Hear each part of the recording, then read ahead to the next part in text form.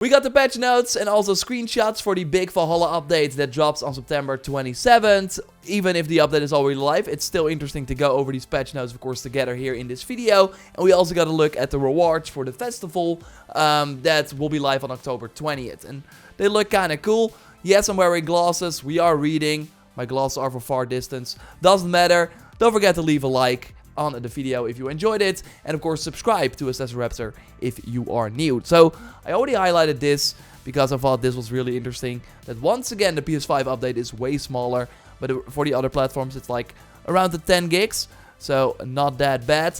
We immediately jump in with the big new feature, which is the Rune Factory, or Rune Forge as they like to call it. Rainbow Storm has once again expanded, construct a Rune Forge building, and push the boundaries of gear customization. Sounds like music to my ears, of course. The Rune Forge can be built once Ravenstorp has been upgraded to level 4. Okay, so you have to grind it out. If you are new, you have to upgrade, get the supplies, and make sure that your settlement's level 4 before you can use it.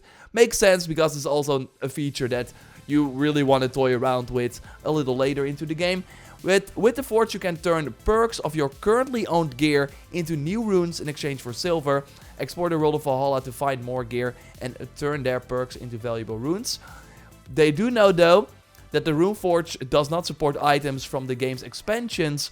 Rune can also be sold for silver at the Forge. Okay, first of all, it kind of sucks that it doesn't work on Druid, Siege of Paris, and Dawn of Ragnarok items. Does this also apply to post-launch items? I hope not. Like, especially the main game items in Valhalla were not that interesting, apart from, for example, Mjolnir.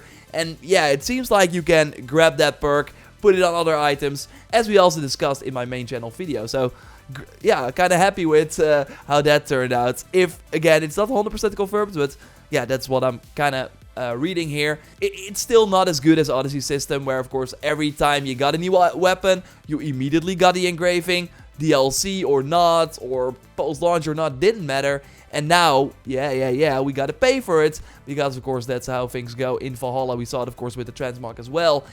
We gotta pay, like it's 450 for this crappy, to extract this crappy rune, like not worth it. But yeah, also in that main channel video, I told you about farm some silver. Like there's still time to do it. I will leave a link to that video in the video description for like a fast sort of farm you can do to get a lot of silver. I'm curious what the impact will be, and it really, like, if the Helix items are included, that would completely change the game in a way, because those perks are insane, and you can of course also get them through Reda. So it for one will make these Helix items way better. On the other hand, yeah, it also makes them way more valuable at Reda. So maybe a flail comes around, you don't like the flail, but the perk is great, you can still get it and use the perk on other weapons. I really hope that that's the case.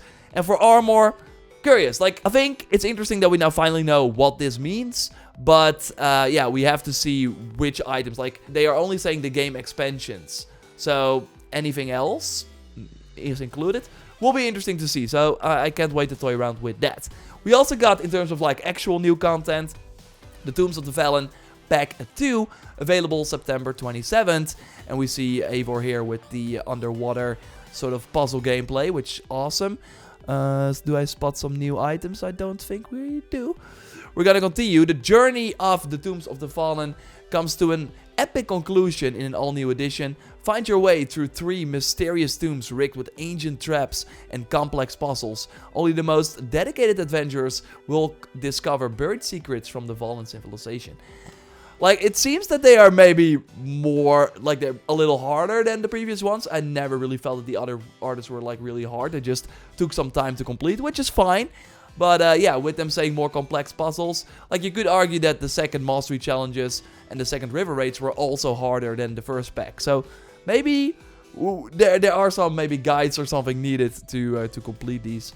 Observe and explore deep waters, molten lava, okay, and Isu teachings to solve ancient puzzles and acquire lost treasures. And those 2 treasures are right here. So it's the sickle we already discussed before, and it seems like we also get a really cool one-handed axe that looks insane.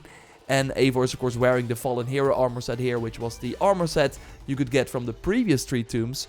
Now, it is worth noting that they are saying, if I do it like this, through 3 mysterious tombs.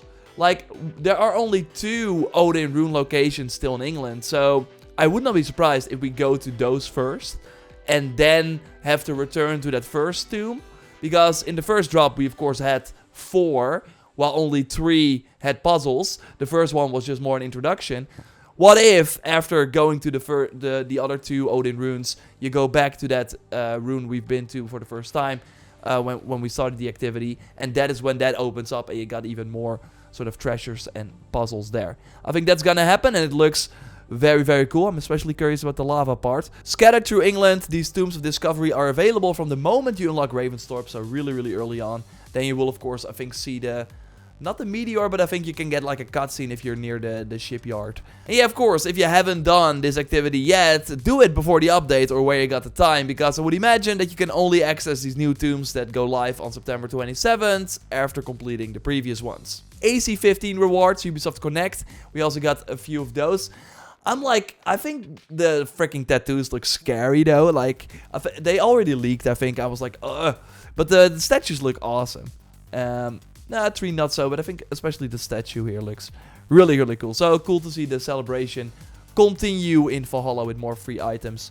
Celebrate with free exclusive in-game rewards. Take your settlement to the next level with the AC-15 settlement pack. And ink your skin. Yeah, it just seems painful to wear these. Available through Ubisoft Connect. So on September 27th, when the update goes live, we can likely get them for free in Ubisoft Connect. And then, usually the festivals, of course, drop 2 days after the update. But because it's, of course, more a Halloween festival, they're starting around Halloween, which is interesting. So yeah, on October 20th till November 10th, they basically like take on the Wild Hunt. Like we know about this. It's the same. I did like the horse sort of race you have as well, so it's cool to do that again. And of course the fight is pretty cool. The 3 sort of challenges you can do. And we gotta look at the rewards here as well with a really cool hammer. I think this is right. I think it's a hammer. Or an axe. I think it might be a hammer. And like, we finally have some flail love. Like, kinda if you like scroll to your inventory and see like the weapon categories and finally getting some free item love. You love to see it. And yeah, I think they look kinda cool for free rewards. And I'm curious, like, if Yol returns for year 3. There's not gonna be like an official year 3, but I do think Yol will return at the end of this year, so around Christmas. Will they do more new weapons, or if that... I think that is probably it, but... Yeah, so this will be likely the final time that we can, like, do a festival that we already played before and get some new items, which is kind of bittersweet. And then let's quickly go over some important fixes. We see some for the Forgotten Saga, very specific, as you can read right here. For the Siege of Paris, they say unique Siege of Paris runes purchased through Pierre's shop can be sold, but cannot be bought back. So basically, if you sold them, you cannot like buy them.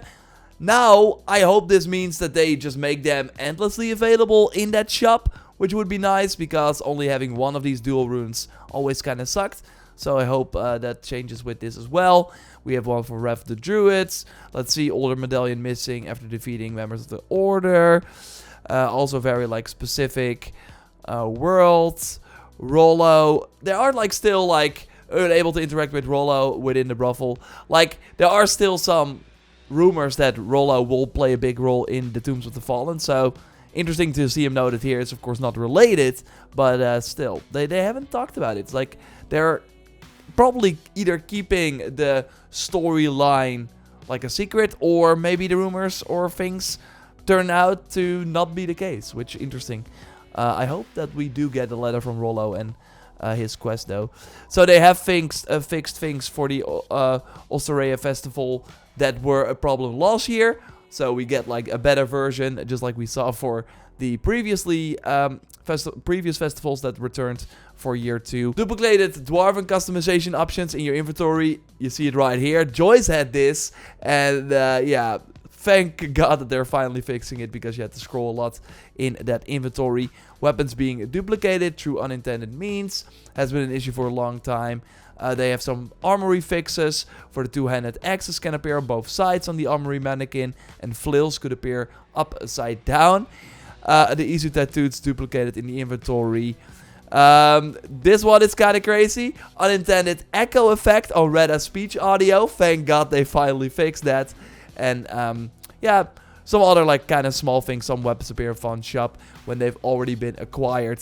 So yeah, pretty yeah, overall great fixes. Nothing like too big, I would say. I'm just mostly curious about the Rune Forge, and of course I'm excited to play the yeah, the Tombs of the Fallen. Well, of course, show everything in action and tell you everything after the update goes live on the main channel. If that video is already up, then you will see it by clicking on the screen. Otherwise, you will see my preview video, which I also link to here in this one. Of course, if you are new, subscribe to us as a Raptor, would be appreciated. A like as well. We'll be streaming. It will be a good time. I really can't wait. And I will speak to you soon. Goodbye.